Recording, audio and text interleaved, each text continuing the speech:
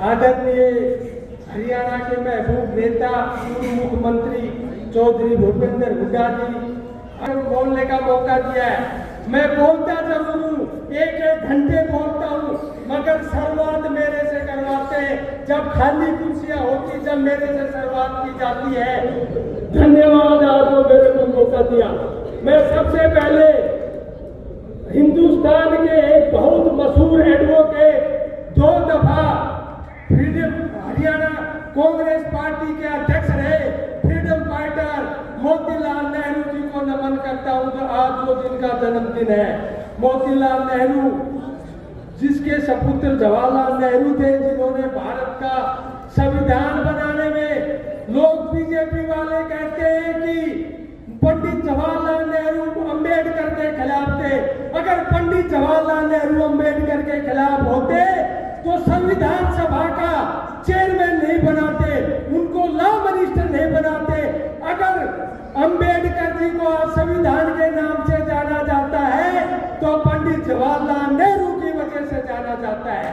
Poona pact 1932 में जो Poona pact हुआ, जिसमें आरक्षण का प्रावधान रखा हुआ था, महात्मा गांधी जी और पंडित जवाहरलाल नेहरू जी की वजह से अंबेडकर की विचारधारा को माना गया।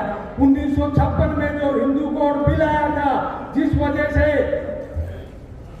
अंबेडकर जी थोड़ा नाराज हुए थे, मगर जवाहरलाल नेहरू जी ने कहा था कि देश में हिंदू कोड बिल आएगा, मगर कुछ समय के बाद टुकड़ों में आएगा। वो आया और महिलाओं को सबको जो अधिकार दिया वो पंडित जवाहरलाल नेहरू जी ने दिया था। अरे मोदी जी, आपने क्या किया है?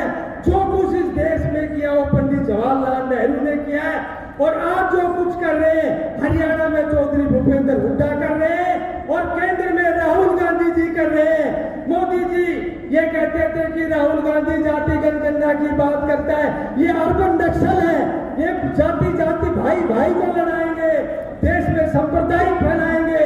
और जब देश में पहलगाम का हमला हुआ, देश शोक में डूबा हुआ था, सब हिंदुस्तानियों के जज्बात था, उस टाइम अचानक मोदी जी ने कई मीटिंगें बुलाई, सीसीएस की मीटिंग बुलाई, सर्वदलीय मीटिंग बुलाई और अचानक जाति जनगणना का फैसला कर दिया और सभी अचंभे में रह गए।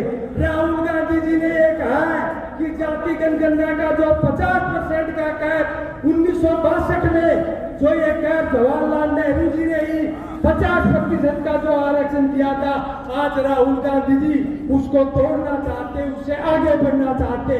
2006 में जो मनमोहन सिंह देश के प्राइम मिनिस्टर थे और अर्जुन सिंह जब शिक्षा मंत्री थे, तो आर्टिकल 15(5) का जो प्रावधान किया गया है कि प्राइवेट संस्थाओं में भी आरक्षण होना चाहिए, वो कांग्रेस पार्टी की देन है। और हरियाणा को जिसने चमकाया वो भूपेंद्र हुड्डा है। मेट्रो लाइन पता नहीं कितने काम किए।